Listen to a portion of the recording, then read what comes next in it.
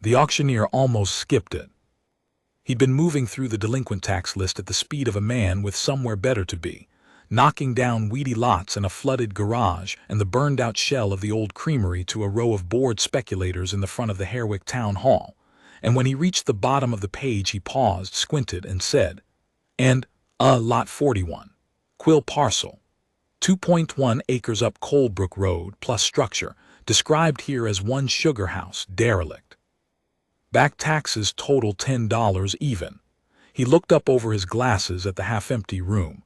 "Somebody give me $10 and take it off the county's hands." Nobody moved. A man in a good barn coat near the front, Terrence's land agent. Everyone knew him. A sleek fellow named Royston who came to every auction and bought every scrap that touched the company's holdings, flicked a glance at the lot description, then made a small dismissive motion with two fingers, the motion of a man waving off a dessert. The acreage was useless to them.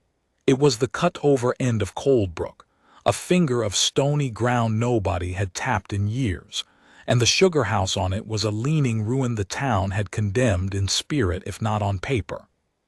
Bryony Lowe raised her hand. She'd come in out of the cold to get warm, the way she came into most public buildings that winter, the library, the laundromat, the back pew of the Methodist church, places where a girl with a rucksack and clean enough clothes could sit for an hour before anyone wondered. She had $11 folded in the inside pocket of her coat, the entire liquid sum of her existence at 21, and she had not planned to spend 10 of them. Her hand went up before the planning part of her had a vote. The auctioneer blinked at her. So did Royston, turning in his chair, and so did the clerk, and so did the four speculators, and the weight of all that turning was a thing Bryony had grown used to over the last year and a half. The swift, total appraisal strangers performed on a young woman who was visibly not anybody, the filing of her under a heading that required no further thought. $10, said the auctioneer uncertainly, from the young lady in the back. Yes, her voice came out steadier than she felt. $10. Royston laughed, not cruelly, which was somehow worse. It was the easy laugh of a man at something genuinely funny. "Let her have it, Bill," he said to the auctioneer, loud enough for the room. "Save us all the paperwork. Best of luck with your sugar house, sweetheart." A ripple of amusement from the speculators. One of them muttered something about a tetanus shot. "Going once," the auctioneer said, recovering his rhythm, almost kindly now as though giving her a chance to reconsider. "Twice. Sold lot 41 to, I'll need your name, miss." Bryony Lowe. "Sold to Miss Lowe for $10. See the clerk for your deed." He moved on. She paid in 3 crumpled notes and 4 coins, and the clerk, a small sharp-eyed woman with a cardigan and a nameplate reading A. Fitch, counted it twice and slid a single sheet across the counter, and Bryony Lowe walked out of the Harewick Town Hall owning, for the first time in her life, a piece of the earth, and behind her the auction went on as if nothing of any consequence had occurred, which, as far as every person in that room was concerned, was the simple truth. She had no idea what she'd done. That part is important. She wasn't clever about it. She was cold, and she was tired of being nobody's tenant and nobody's case file, and the word structure on the auction list had lodged in her like a hook, because a structure, however derelict, had a roof, and a roof was the one thing the previous 18 months had taught her to value above gold. What she knew about maple sugaring at that point would have fit on the back of the deed. What she knew about a great many other things, that was a different matter, and she kept it where she kept everything, folded small and out of sight. Coldbrook Road climbed out of the town in a series of frost heaves that her boots felt before her eyes found them, and it took her most of the short February afternoon to walk it, rucksack biting her shoulders, the deed zipped into her coat next to the $11 that were now won. The maples started about a mile up, first the scrubby roadside ones, then, as the road bent and the land opened, the real ones, the old sugar maples standing in their bare gray congregations on the hillsides, so many and so tall that the light came down through them in cathedral columns, even with the leaves gone. She'd heard the town called Maple Country. She hadn't understood it was a country you could be small inside. The Quill parcel announced itself with a leaning gatepost and a sugar house that looked, from the road, like something the hill had begun to digest. It was low and long, dark gray board gone silver, a cupola sagging on the ridgeline where the steam was once meant to escape. The whole thing canted 3 degrees off true, as though listening to the ground. The door was padlocked. The padlock was rusted to a single orange lump, and Bryony broke it off with a rock in under a minute, which was a skill she had not possessed 2 years ago and did not enjoy possessing now. Inside it was dim and dry and smelled of wood smoke, and something else under the wood smoke, sweet and mineral and old. A long brick arch ran down the center of the room, the evaporator firebox, though she didn't know the word yet, with a great flat pan rusted into it, and the walls were hung with the tools of a trade she couldn't read. Spiles and buckets and coils of tubing, a hydrometer in a long glass tube, shelves of bottles furred with dust. A cot in the corner under a moth-eaten army blanket. A wood stove, a workbench. And books. Not a few, hundreds. The far wall was shelved floor to sagging ceiling, and the shelves were packed with ledgers and notebooks and field journals, hardbound and softbound and homemade, their spines labeled in a small fierce hand with years and numbers and words like graft and brix and crown, and the same surname over and over, Quill. M. Quill. MQ. There were maps tacked over maps.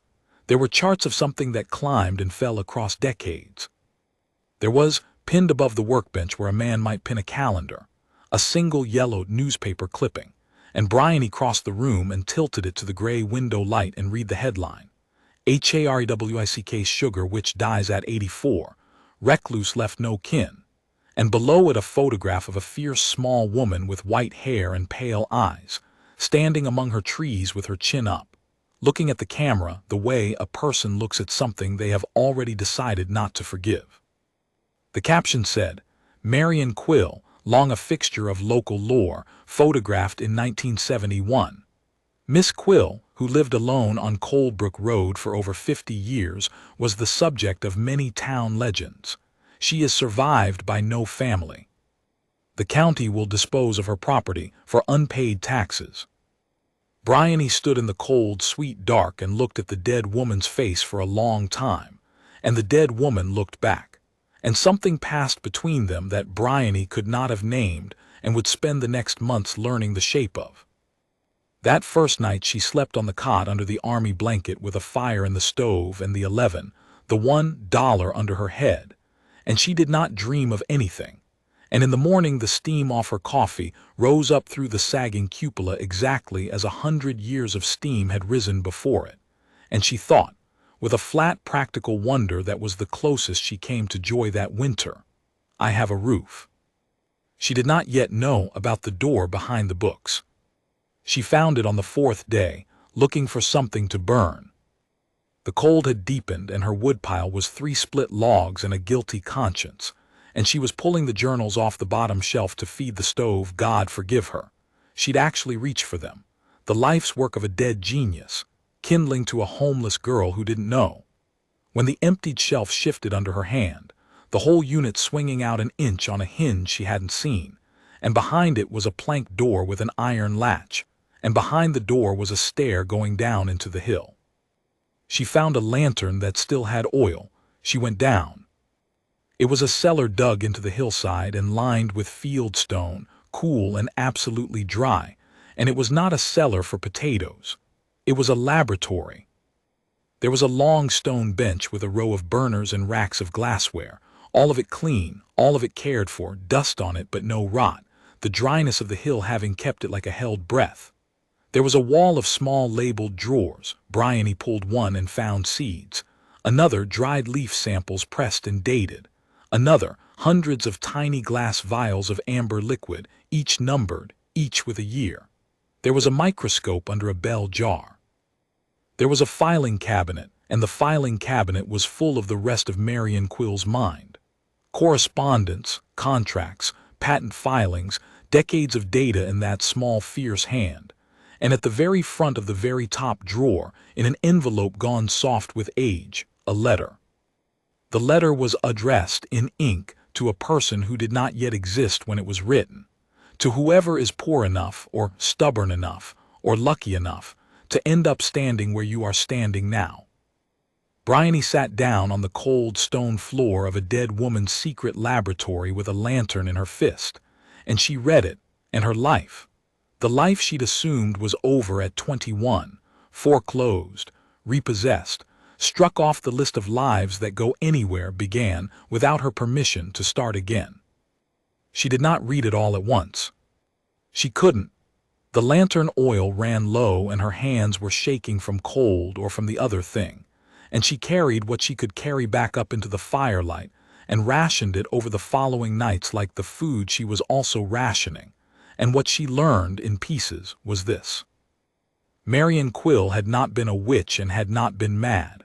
She had been a scientist, a plant geneticist, self-taught and then, briefly, formally trained, before the formal places decided a woman of her origins and temperament was not the sort of person they wished to keep.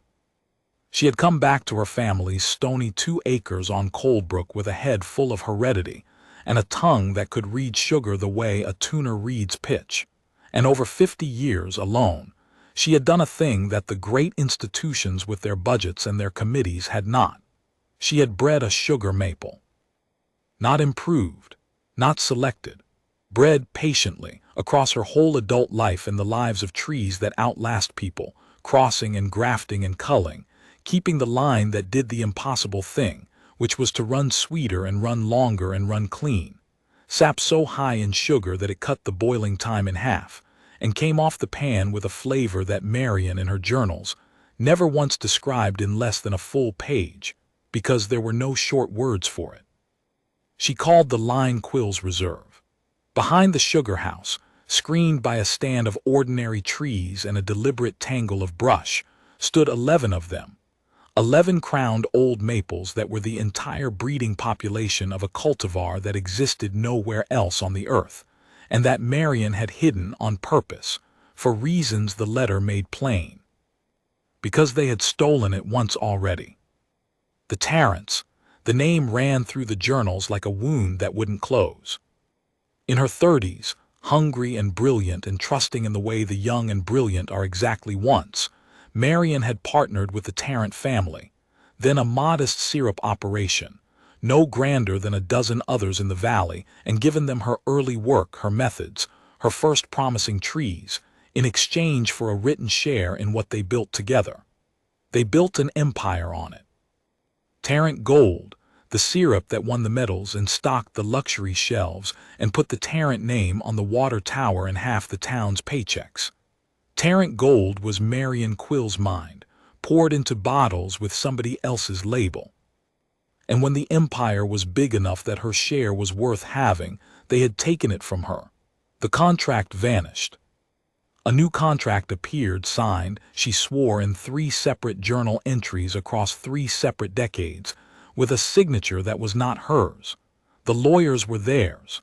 The judge golfed with the old man Tarrant. She was a strange, unmarried woman who lived alone with trees and talked to herself in Latin. They were the valley's pride and its largest employer. And the matter was settled, quietly, in the way such matters are settled, and Marion Quill went home to Coldbrook Road with nothing but the one thing they had not thought to take, because they didn't understand it was the only thing that mattered, the trees themselves, and the knowledge of how to make more. She spent the next 40 years making the empire's secret worthless without their ever knowing it. She let her medal-winning earlier trees, the ones they'd taken, quietly decline. She'd kept the propagation method, and without her they couldn't sustain the line. She watched from her hill as Tarrant Gold, year by year, became a little less than itself, and she said nothing.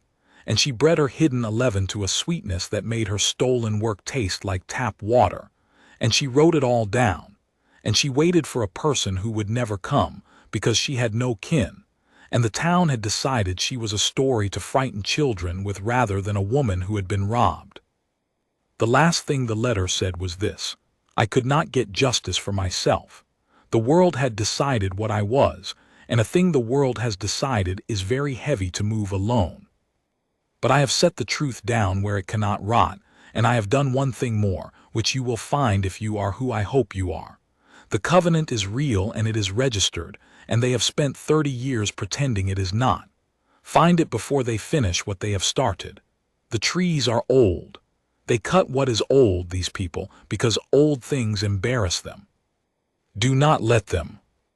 Bryony read that last line by firelight on the 9th night, and then she got up, and she went out into the snow behind the sugar house, and she pushed through the deliberate tangle of brush Marian had grown to hide her life's work, and she stood among the 11 crowned trees in the dark, 11 dark towers against the stars, and she put her bare hand flat against the cold bark of the nearest one the way she'd seen, somewhere, someone due to feel for something living inside, and she said out loud, to a dead woman and 11 trees, and the indifferent winter sky.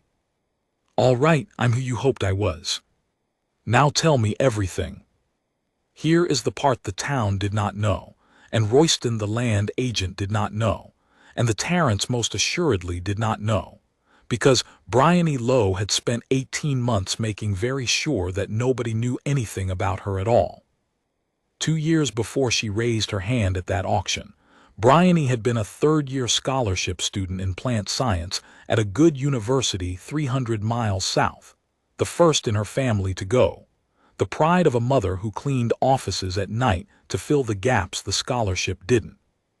She had been, her professors agreed without quite knowing what to do with her, the most naturally gifted reader of living systems they had taught in years, a girl who could look at a struggling crop and name the deficiency before the soil tests came back, who had an almost unnerving palate, who corrected a visiting researcher's pathology in front of a lecture hall and was right. She'd had a future you could see from space. Then her mother died fast, a thing in the blood, 8 weeks from the diagnosis to the grave, and the scholarship, it turned out, covered tuition and not the mountain of debt her mother had been quietly drowning under to keep them both afloat, and the debt did not die when her mother did. It came looking for the next name on the paper, which was Bryony's. There was no other family, there was no cushion. There was a girl of 19 with a dead mother, a repossessed flat, a half-finished degree she could no longer afford to finish, and a creditor's letter, and then another, and then the slow grinding slide that people who have never made it imagine could never happen to them.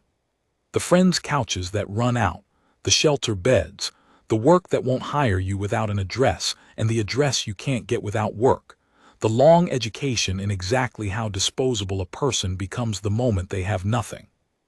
She had not become stupid. That was the thing nobody could see.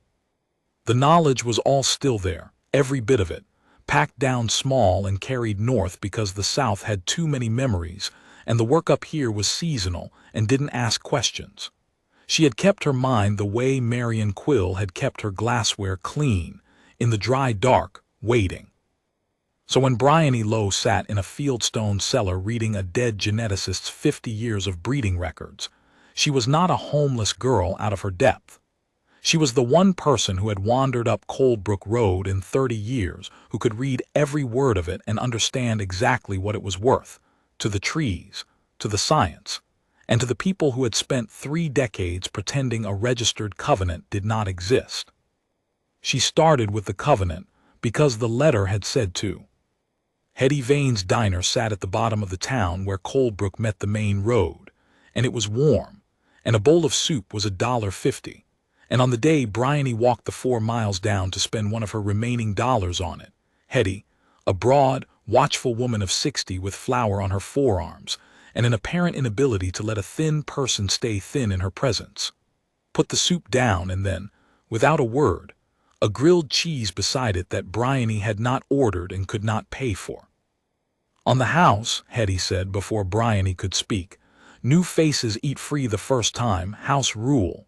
She wiped the counter that didn't need wiping. You're the one took the Quill place. For the $10. News travels. Honey, news up here doesn't travel, it just stands still and waits for you to arrive. Hetty studied her, not unkindly, the way you'd study weather.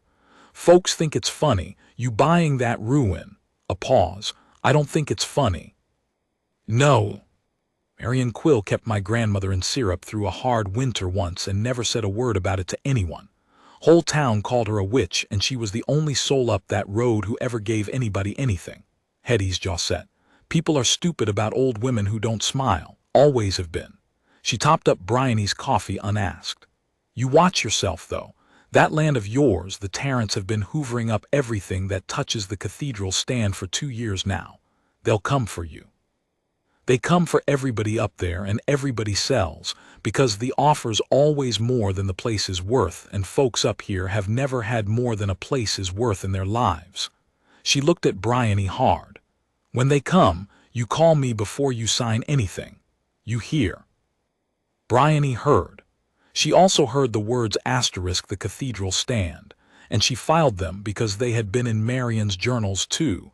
A great old-growth sugar bush at the head of the valley, the oldest stand of maples in the county, 400 trees that had been there before the town had a name, and which, she would learn within the week, the Tarrant Company had applied to clear cut. The application was public record.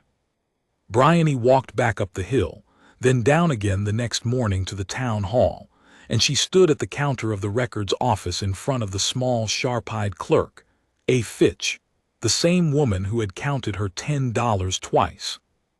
I'd like to see the deed history and any registered encumbrances for the cathedral stand, Bryony said, and the parcels around it, including mine, the Quill parcel. Agnes Fitch looked at her over the cardigan. That's a lot of looking. I've got time. You've got the Quill place. Agnes's eyes were doing something behind the sharpness, some quick recalculation. You know whose that was? I'm learning. Agnes Fitch was quiet for a moment. Then she said, more quietly than the room required, my mother filed deeds in this office for 40 years before me. There's a thing she told me once and told me to keep my mouth shut about, and I have, because I like my job and the Tarrants on the men who decide who has it. She set both hands flat on the counter. There's a covenant, on the cathedral stand, from 1968. Conservation covenant, perpetual, runs with the land, filed by a Marion Quill back when she still owned the head of that valley before the Tarrants got it off her. It bars the cutting of any tree over 100 years in that stand forever, no exceptions. It is registered. It is real. Her voice dropped further. And in 1991, somebody filed a quitclaim that's supposed to have extinguished it, signed by Quill, and the index card that points to the covenant got moved to a drawer it has no business being in, and the cross-reference got lost. So that if you go looking the modern way, the computer way, the covenant isn't there. You have to know it exists to find it, and the only people who knew it existed wanted it gone. She straightened. I never moved that card back. I'm ashamed of that. I was 26 and I had a baby and they'd have had my job. She held Bryony's gaze. You're asking the right question, girl. I'll get you the right drawer. But you did not hear one word of this from me, and if you tell me you can't carry that, I'll deny we ever spoke. I can carry it, Bryony said. She had by then carried heavier. The quitclaim, the 1991 document that supposedly killed the covenant, bore a signature. Bryony asked for a copy, paid for it in coins, and carried it up the hill, and laid it on Marion Quill's workbench beside 50 years of Marion Quill's actual handwriting, and she did not need to be a forensic examiner to see what Marion had sworn in her journals. The signature was wrong. It leaned the wrong way.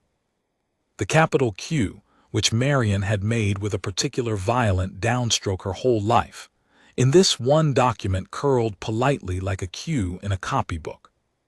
It was a forgery, and it was a competent one, and it had stood unchallenged for 34 years because the only person who could have challenged it was a strange old woman the town had agreed to disbelieve, and she was dead.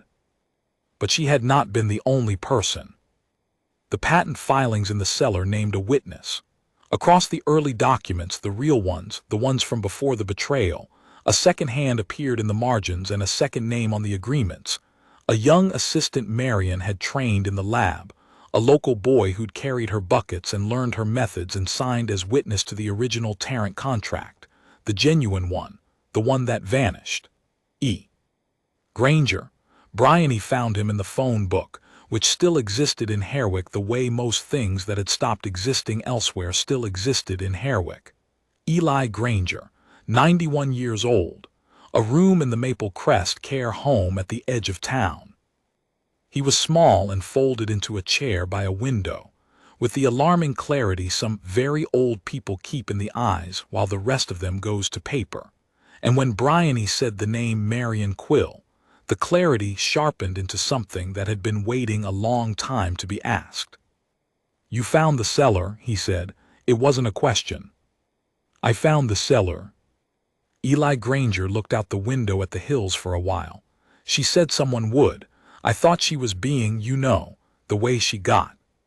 Talking to the trees, talking to the future." He smiled faint. "She wasn't wrong about much. I should have learned that." He told her the rest, the parts the journals couldn't, the parts that were in a living man's memory and nowhere else. He had been 17 when he witnessed the real contract, had watched Marion and old Silas Tarrant shake hands over a fair split, had signed his own name under hers.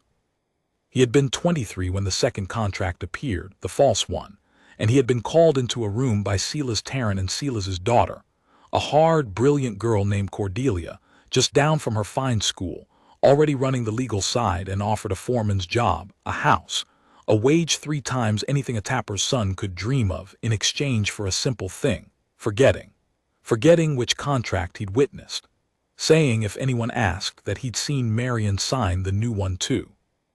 "I took it," Eli Granger said. His old hands were perfectly still in his lap, the stillness of a man who had told this to no one and rehearsed it to himself for 70 years. "I had a girl I wanted to marry and a sick father, and they offered me a life, and Marion would be fine, I told myself. Marion didn't even care about money. Look how she lived. I took the house and the wage, and I said what they wanted me to say, which was nothing, which is the easiest lie there is." He turned from the window and looked at Bryony directly. "I have had a long time to learn what I am. I am the man who could have stopped it with a sentence and chose a kitchen with a window instead. Cordelia Tarrant knew exactly what she was buying when she bought me, and she was right. I was cheap. I went for a house." His voice did not break. It had broken so long ago there was nothing left to break. "She's still alive, Cordelia, up at the big house. 90 now and sharp as a tack, and she runs that family through her grandson the way she's run everything, from a chair, with a look. If you found what I think you found, girl, you are about to make the worst enemy this valley can make. So before you do, you should hear from the one coward who's still breathing that it was real. All of it. She forged that woman's name, and she bought my silence, and they built a kingdom on a robbery, and I'll say so. To anyone. In any room you put me in." For the first time something moved in the paper face. "I have wanted to say it for 70 years and been too much a coward to do it for myself. Maybe I can do it for her. Through you." Bryony walked back up Coldbrook Road in the early dark with a forged signature in her bag and a 91-year-old witness in her pocket, and the 11 hidden trees waiting at the top of the hill. And somewhere down in the valley, the lights of the Tarrant compound burned, and she understood, with the cold clarity that had kept her alive through 18 months of being nobody, that the trap Marion Quill had set 50 years ago had finally, in the person of a homeless girl with a plant science degree she couldn't afford to finish, found its spring. She also understood that she had 2 months. The clear-cut permit for the cathedral stand went before the town's planning board for final approval at the spring meeting, the same week as the Maple Festival, the same week the Tarrant Company would stand up before the whole valley and announce the great new development the cut was meant to clear the ground for. They had timed it to be a celebration. Bryony decided, walking up the hill, to let them keep the timing. Quiet competence is a thing that happens mostly in silence, and Bryony's happened over 6 weeks of the kind of work nobody films. She tapped the 11 trees. She'd never made syrup in her life, but the method was in the journals in Marion's own hand, and Bryony could read a method the way other people read a clock, and what she did not know she taught herself off the bench and the trees and her own ferocious attention. She fixed the evaporator with parts she scavenged, and a competence she'd earned somewhere harder than school. She boiled. The first run came off the pan dark and wrong, and she dumped it and read for 2 more nights and tried again. And the third run came off the pan, and she tasted it on the back of a clean spoon in the steam-fogged dark of the sugar house, and she had to sit down, because it was the thing Marion had needed a full page to describe, and Bryony finally understood why. There were no short words for it. It was sweetness with a spine. It was every good thing about every syrup she'd ever tasted with all the dullness boiled out, and it tasted, unmistakably, of the metals on the Tarrant gold bottles, except more so, except like the original of which Tarrant gold was now a tired photocopy. She bottled it, plain bottles, no label. She made 11 bottles, 1 notional bottle per tree, and she did not sell a single one, and she did not breathe a word. And when Hetty Vane tasted a spoonful at the diner counter and went very still and said, "Lowe, where in God's name did you get this?" Bryony only said, "Up the hill," and let her wonder. She catalogued the cellar. She had the patent filings authenticated. Quietly by mail, by a sympathetic former professor, she finally swallowed her pride and wrote to, who recognized her name and wrote back in 3 lines that said only *Bryony. Whatever you need.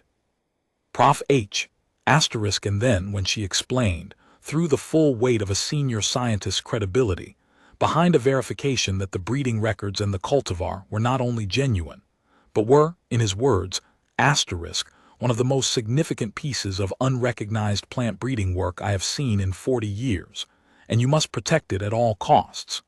She had the forged signature examined by a documents man in the city, who confirmed in writing what her eye had already known.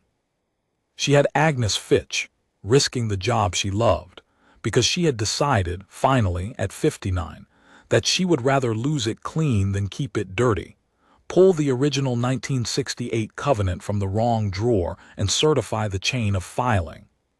She built it the way you build a case and not the way you build a grievance, a brick at a time, every brick able to stand on its own, nothing resting on Bryony's word, because Bryony had learned the hard way exactly how much a girl like her was worth as a witness in a world that had already decided what she was. She would put nothing on her own word that she could put on a document, a tree, or a dying man. And then 6 weeks in, the Tarrants noticed her. It started gently, the way it always did. Royston, the land agent, came up Coldbrook in a clean truck on a thawing afternoon and leaned on her broken gatepost and made his offer with the easy condescension of a man delivering charity. The company would buy her parcel. $40,000 for that, can you believe it? More money than that ground has been worth since the glaciers, cash, quick close, and she could be out of the cold and gone before mud season. He said it like a kindness. He looked at the leaning sugar house and the patched coat, and he had no doubt at all how it would go. "No, thank you," Bryony said. Royston's smile held, but his eyes did the recalculation she'd seen 100 times. "Sweetheart, I don't think you understand what I'm." "I understand exactly what you're offering. The answer's no." He left puzzled rather than angry, which was its own kind of information. It meant the company did not yet know what she had, only that she was an irritant. The puzzlement did not last.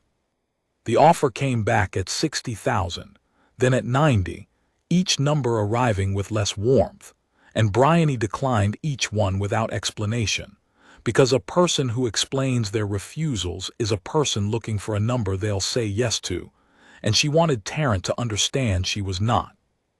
When money failed, the other things started, in the order Hetty had promised. A county inspector appeared, summoned by an anonymous complaint, and condemned the sugar house as an unsafe structure, and posted a notice giving her 30 days to vacate. A back tax bill surfaced for a sum the Quill estate supposedly owed, invented, uncollectible, but enough to cloud the title and frighten a person who didn't know better.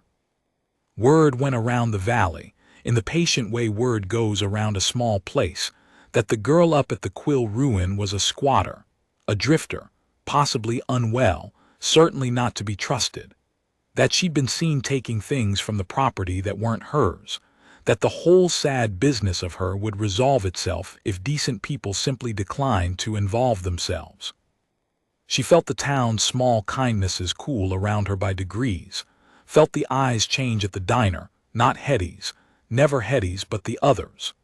And she recognized the machinery for what it was, because it was the same machinery that had ground a brilliant woman into a witch 50 years before, oiled and idling and still in perfect working order. The worst of it came on a night in late March. Bryony woke in the cot to the smell of smoke that was not her stove and went out into the dark to find a man at the edge of the brush behind the sugar house, near the hidden trees, with a chainsaw and a can of fuel, and a cut already started in the bark of the nearest of the 11. She did not scream and she did not run at him. She turned on every light she had and she stood in the spill of it with her phone up, filming, and she said, in a voice that did not shake because she had spent 18 months learning to keep it from shaking, "I have you on camera. I have your truck plate. Finish the cut and you finish it on film, and then it doesn't matter who's paying you because it'll be your face on it, not theirs." The man stood frozen in the light for a long moment, and then he swore and dropped the saw and was gone. The cut in the tree was an inch deep. Bryony dressed it the way the journals taught her to dress a wound in living wood, and she sat with her back against the trunk of Marion Quill's tree until the sun came up. And somewhere in those hours, the last of her fear about the planning hearing burned off, because they had just told her, with a chainsaw in the dark, exactly how frightened they were of 11 trees and a girl who wouldn't sell. She knew then she had them. A confident thief doesn't send a man with a saw at midnight. A confident thief lets the law and the money do the work. The midnight saw meant Cordelia Tarrant, 90 and sharp in her chair at the top of the valley, had begun, for the first time in 50 years, to be afraid. The planning board met in the Harewick Town Hall on the second Tuesday of April, and the room that had been half empty for a tax auction in February was packed to the doors, because the Tarrant Company had spent 2 months filling it. This was to be the night of the announcement. The clear-cut permit was the last technical box. The board, 3 of whose 5 members owed their livelihoods directly or indirectly to the company, was expected to approve it in the manner such things are approved. And then Julian Tarrant, Cordelia's grandson, 34, handsome in the smooth, expensive way of a man who has never once been refused, the public face of the dynasty, would rise and unveil the Tarrant Heritage Center, a $40 million development of bottling works and visitor attractions and luxury cabins, to be built on the cleared ground of the 400-year-old cathedral stand, with much talk of jobs and pride and the future. Cordelia herself came.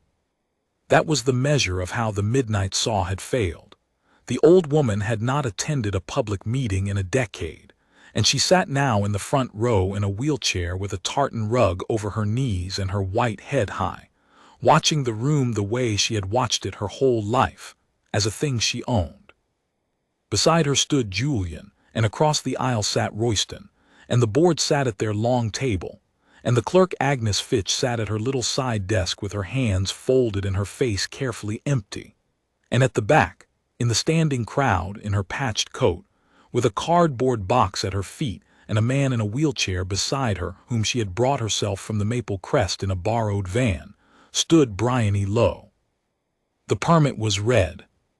The chairman invited comment from the applicant, and Julian Tarrant rose and spoke for 10 polished minutes about heritage and renewal, and the difficult necessity of removing the old declining trees of the cathedral stand to make way for a future worthy of the valley's past, and the room applauded, and Cordelia's chin lifted half an inch, and the chairman said, "Is there any comment from the public before the board votes?" And Bryony Lowe raised her hand. It was the same gesture that had bought her a ruin for $10, and this time the room turned to look at her with the same swift total appraisal. The patched coat, the no-account girl from the Quill place, the squatter, the drifter, and Royston actually laughed his easy laugh again. And the chairman, who had been well briefed about the unwell young woman up on Coldbrook, said with weary kindness, "Miss, this is a technical hearing, I'm not sure. My name is Bryony Lowe. I own the Quill parcel, free and clear, purchased lawfully at your county tax sale in February, and I'm an interested party in this application because the parcel you propose to clear-cut is subject to a perpetual conservation covenant, registered in 1968, that bars the cutting of any tree over 100 years of age in the cathedral stand forever, with no exception, and which has never been lawfully extinguished." She let that sentence sit in the silence it made. "I'd like to enter the evidence. It'll take about 15 minutes. After that, you can vote on whatever you like, but I'd vote carefully because half this room is going to be witnesses to it." The chairman's kind weariness curdled into something else. Cordelia Tarrant turned her head and looked, for the first time, directly at the girl in the back, and across 50 feet of crowded hall the old woman and the young one regarded each other, and whatever Cordelia saw made her hands tighten on the arms of her chair. "This is out of order," Julian began. "Mr. Chairman, this person has no standing." "She has standing if she owns a parcel," said Agnes Fitch, from her little desk clearly into the room, the first words she had spoken unbidden in that office in 34 years. "And she does. I sold her the deed myself." Bryony did not raise her voice once. She had learned, in the worst school there is, that the people who shout are the people without documents, and she had documents. She laid them out on the long table one at a time, a copy for each board member, the originals held up for the room.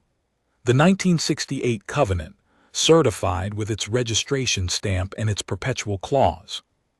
The 1991 quitclaim that was supposed to have killed it. And beside it, 3 pages of Marion Quill's genuine signature spanning 40 years, and the written opinion of a forensic documents examiner that the quitclaim signature was a forgery, with the specific reasons a layman could see for himself once they were pointed out. The lien, the polite copybook cue where Marion all her life had slashed a violent one. She explained plainly how the index card pointing to the covenant had been moved to a drawer where no modern search would find it, so that the covenant could be pretended out of existence. And Agnes Fitch, white-faced and steady, confirmed it from her desk, and said into the record that she had known for 34 years and stayed silent for her job and was ashamed, and was not staying silent now. The room had gone from amusement to a held, electric stillness. Julian Tarrant was on his feet saying words like asterisk, outrageous asterisk, and defamation, and we will be consulting our attorneys, and the chairman was banging a gavel, but nobody was listening to either of them, because Bryony was reaching into the cardboard box. "You're going to say I forged all this," she said to Julian mildly. "It's what your family does when a document is inconvenient, so let me give you something you can't say I forged." She took out a plain, unlabeled bottle of dark syrup and a sleeve of small paper cups, and she began, calmly, to pour. "This came off 11 trees on my 2 acres 6 weeks ago. Trees Marion Quill bred over 50 years, the real ones. The line your company stole the early version of and then couldn't keep alive, because the method left when she did. The cultivars authenticated. I'll enter the letter from the plant sciences faculty who verified it here. It's in your packet, page 9. She walked the first cup to the chairman. "You've all had Tarrant Gold. You grew up on it. You're proud of it. Taste this, and then tell me which one is the original and which one is the photocopy. And then ask yourselves how a homeless girl up at the old Quill ruin came to be making the genuine article that your valley's whole fortune is a faded imitation of." She handed the cups along the table. The chairman tasted. His face did the thing Hetty Vanes had done at the diner counter, the involuntary stilling, the eyebrows. One by one the board members tasted, and the room watched them taste, and the silence got deeper and stranger, and into it Bryony said, quietly, "Tarrant gold has been declining for 30 years and your customers have been noticing. I've read the journals. Marion watched it happen on purpose. Your reserve grade isn't what the metals were won on, and somewhere in your company there are people who know it, and who have been quietly blending and stretching and relabeling to cover the gap, because the trees that made the real thing are 11 and they're mine, and you tried to cut one of them down with a chainsaw at midnight 10 days ago." She set the last cup down. "I have that on film, too, license plate and all." It was Eli Granger who finished it. He raised one paper-thin hand from his wheelchair, and the chairman, dazed, recognized him, and the room turned again, and the oldest man in the valley levered himself to speak, and his voice was thin but it carried, because the room had gone so quiet you could have heard syrup drip. "I'm Eli Granger. Most of you know my name, some of you knew my father." He looked, not at the board, but at the front row, at the old woman in the wheelchair with the tartan rug. "I witnessed the real contract between Marion Quill and Silas Tarrant in 1958, a fair one. I signed it.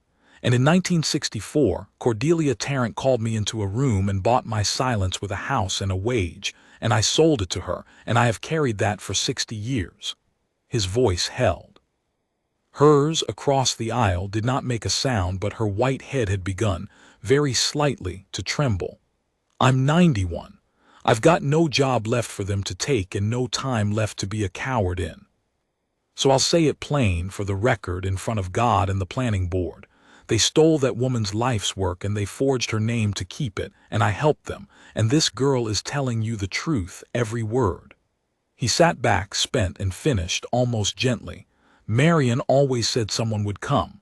I owe her an apology I can't pay. Maybe this is the nearest I'll get." The chairman set down his gavel, as though it had become very heavy.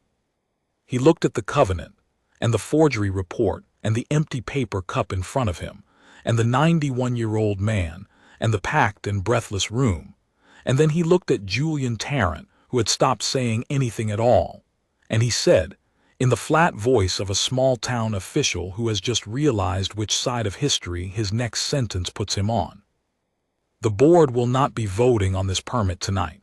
The application is suspended pending legal review of the covenant, and I think a good many people are going to be asking a good many questions, starting tomorrow morning."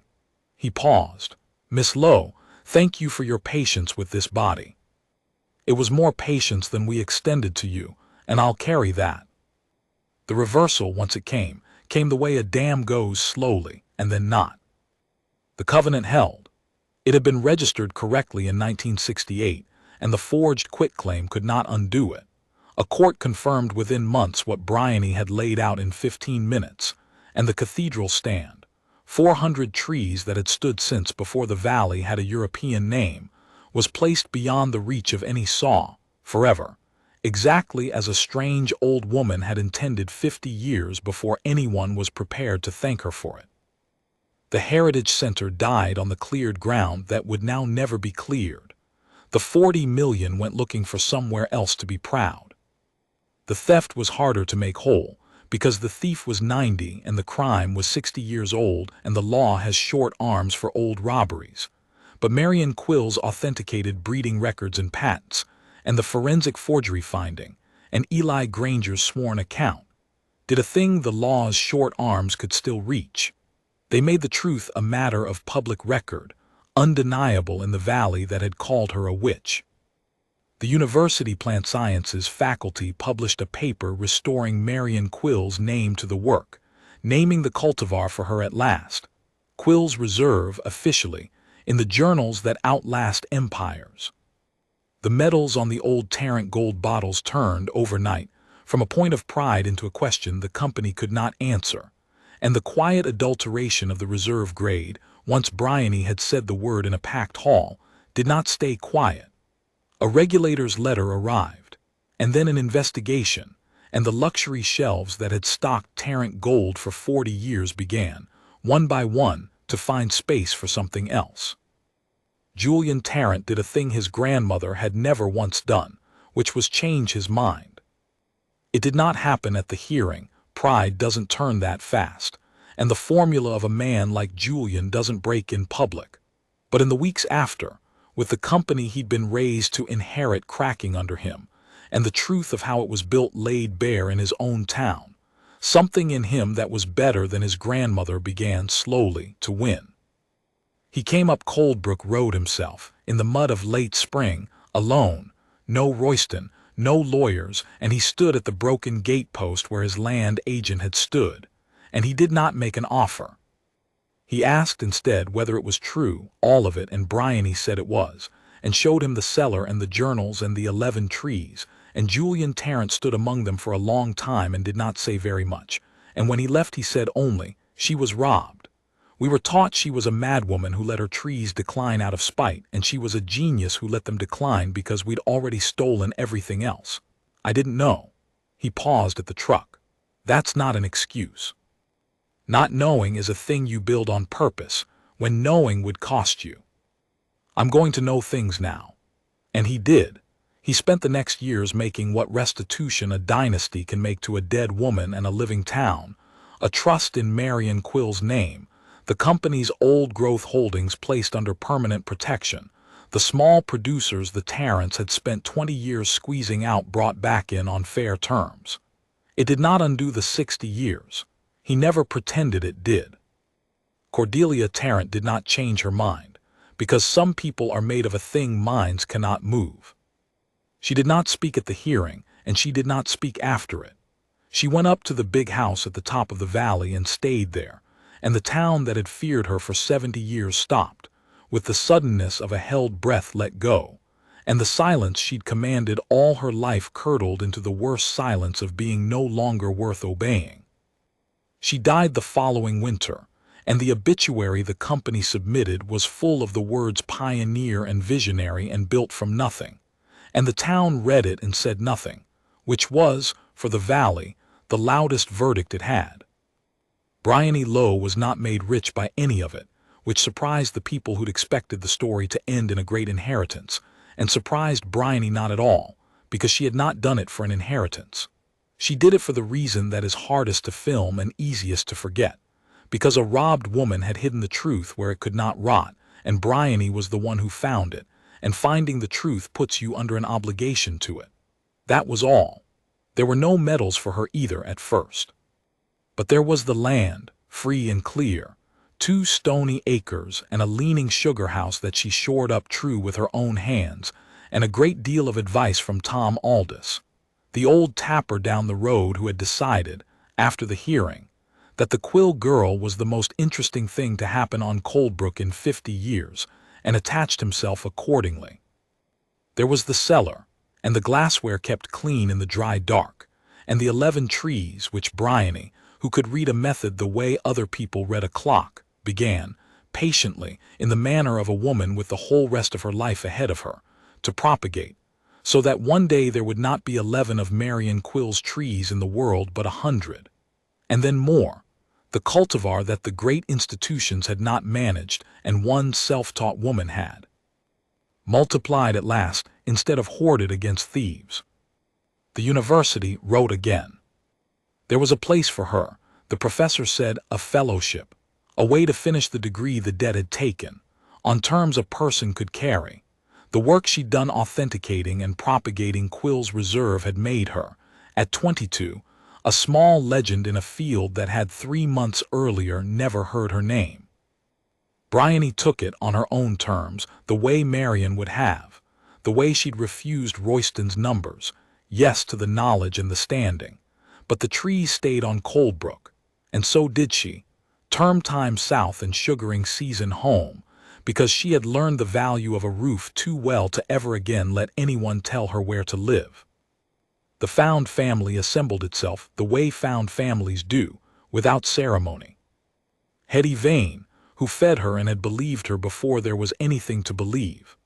Agnes Fitch, who had risked the only job she'd ever had to put one index card back where it belonged, and who came up the hill now on Sundays to sit in the sugar house and not talk much. Tom Aldous with his advice and his bad knees. And Eli Granger for the year he had left. Bryony drove him up to the trees in the borrowed van once a week, and parked him in his chair among the 11, and the two of them, the ancient coward and the young finder, sat in the green light coming down through Marion Quill's crowns and said almost nothing. And it was, Eli told her once, the most peace he'd had since he was 17, and the world was still honest. He died in the autumn, and his obituary, which Bryony wrote, said only that he had told the truth at last, and that it had been enough. She kept the newspaper clipping pinned over the workbench where she'd found it, the fierce, small, white-haired woman among her trees, looking at the camera the way you look at something you've decided not to forgive. But Bryony had added a second thing beside it, in time. The published paper with the cultivar's official name, Quill's Reserve, asterisk and Marion's own name beneath it in the record, where it could not rot. On bad nights, she still woke from the old dreams of the shelter beds, and the creditor's letters, and the long slide of being nobody. And on those nights, she would go out behind the sugar house and put her bare hand flat against the cold living bark of the nearest tree, the one with the inch-deep scar she dressed by lantern light the night they tried to cut it down, and she would feel the slow, enormous patience of a thing that had been there before her troubles and would be there after. And she would remember the only lesson the whole business had to teach, the one Marion had spent 50 years, and Bryony had spent 18 homeless months learning by heart. The world is forever throwing away the things worth most. It clear-cuts what is old because old things embarrass it, and it discards what is strange because strange things frighten it, and it steps over the broke and the homeless and the unsmiling and the $10 ruins as though worth were a thing you could read off a price tag, and it is wrong, every time, catastrophically and predictably wrong, and now and then the universe arranges for it to find out. A robbed genius who looked like a witch, a perpetual covenant hidden in the wrong drawer. 11 trees behind a tangle of brush. A homeless girl with a folded-away mind and $11 who raised her hand in a half-empty room and bought, for the price of a sandwich, the most valuable thing in the valley, because she was the only one in it who had ever learned, the hard way, that worth and price are not the same word. They had judged her completely wrong. They had judged the witch and the trees and the girl, all of it, completely wrong. She lived a long time on Coldbrook Road, and she made the genuine article every spring, and she never sold the 11 bottles she'd made that first secret winter. She kept them in the cool dark of the cellar beside Marion's glassware, 11 plain bottles of sweetness with a spine, against no occasion at all, except perhaps the occasion of remembering, on the mornings when the steam rose up through the mended cupola exactly as 100 years of steam had risen before it, that she had once had nothing, and had raised her hand anyway, and that this, in the end, had turned out to be the same thing as having everything, only earlier and harder. And far more worth the telling,